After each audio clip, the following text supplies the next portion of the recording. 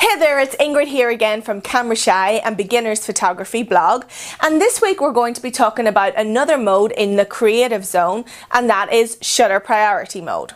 Shutter priority mode is going to be TV if you're using a Canon camera, or S if you're using Nikon, Olympus, Sony and most of the other digital SLRs. You'll also find this mode on some of the more advanced compact cameras and bridge cameras such as the Nikon P510, which I know a lot of you all have, and the S95, the PowerShot S95 for the Canon, and their whole PowerShot range pretty much has this shutter priority mode on there too. Shutter priority mode is where you control the shutter speed and the camera controls the aperture. So it's not quite a full manual mode, but it's definitely out of auto. So what is shutter speed?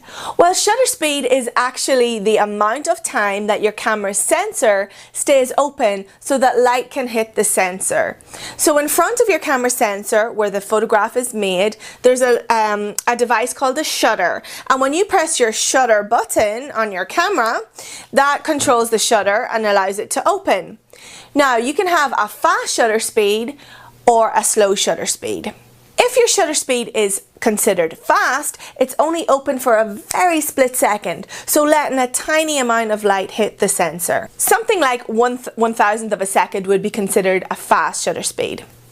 A slow shutter speed is something like 1/10 of a second, where the shutter is open for a longer time, allowing more light to hit the camera sensor. Those shutter speeds that cause people the most problems, because when you're using a slow shutter speed, there's a greater chance that your subject will blur because of movement, or you will actually shake your camera or move your camera by pressing the shutter button or by just holding it not steady. And because you're using a slow shutter speed, that motion will be interpreted on the camera sensor as a blurry photo. I actually recorded another video about this, and you can check that out. I'll put the link to it below here so that you can check it out after you finish watching this one. The general rule of thumb to avoid very slow shutter speeds and camera shake is not to put your shutter speed any lower than, say, 1/60th of a second. That's when you're using the standard kit lens, which is 18 to 55mm. So if you watch your shutter speeds fall below 1/60th of a second, say 1/50th, 1/30th, 1/20th of a second, then you're going to have problems because of camera shake, because of hand holding your camera. So if you want to shoot at these very slow shutter speeds, you must use a tripod, a beanbag, or a monopod, or something else that's going to hold your camera steady.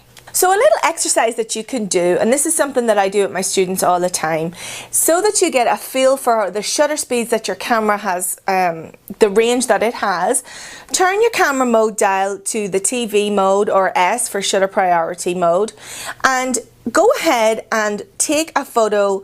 But first of all, find the highest or the fastest shutter speed that you have by turning your command dial, and go ahead and take a photograph at each of the various shutter speeds that your camera will give you. Now, you don't have to do every single one, because you've probably got about 40 or 50 different shutter speeds that your camera will give you, but say start at 1/4000th of a second, then come down to 1/2000th of a second, then 1/1000th of a second, 1/500th, and just kind of go through the shutter speeds to see what happens to the aperture when you do that, what happens to the shot, how the exposure looks, and also use your ears. In photography, we're so focused on using our eyes, but also in photography you have to use your ears if you want to be able to use your camera properly, because it's all the time giving you warning signals and little hints and tips. And one of the biggest ones is to listen to the sound that a slow shutter speed makes as compared to a fast shutter speed. So I like to listen to my camera. In other videos you see me talking to my camera, and now I'm listening to it. You know, it has to be both sides, right?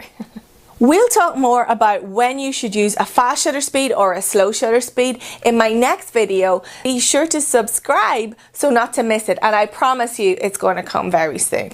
In the meantime, be sure to practice that tutorial that I just gave you using your shutter priority mode, and if you like this video, give it a thumbs up. Comment in the section below and let me know how you're getting on with your beginning photography journey.